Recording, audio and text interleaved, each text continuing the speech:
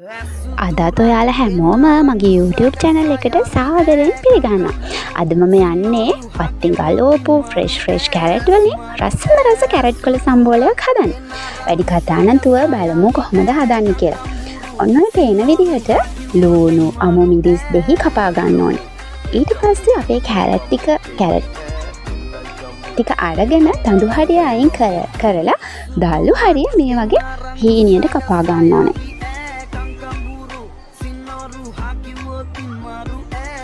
දැන් මේ හීනියට කපාගත්ත කැරට් කොළ ටික බෝල් එකට එකතු කරගෙන අපි ඉස්සෙල්ලා කපාගත්ත ලුණු,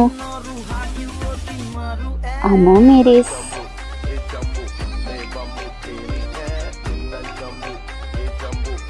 ලුණු කුඩු, ගම්මිරිස් කුඩු එකතු කරගන්න.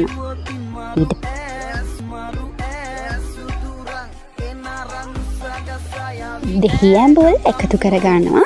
ඊට පස්සේ අපි ගාගත්ත පොල් ටික එකතු කරගෙන හොඳට ඇඟිලි තුඩු වලින් අනා ගන්නයි තියෙන්නේ. ඔන්න ඔය විදිහටයි වත්තෙන් ගලවපු කැරට් කොළ වලින් රස කැරට් කොළ සම්බෝල හැදුවේ. මගේ channel එක හොඳයි නම් like කරලා comment කරලා subscribe කරන්න අමතක කරන්න එපා. bell button එකත් touch කරගෙන යන්න. ඔයගොල්ලෝ ඔක්කොටම සුබ දවසක්. ආයේ අලුත් වීඩියෝ එකකින් එන්න.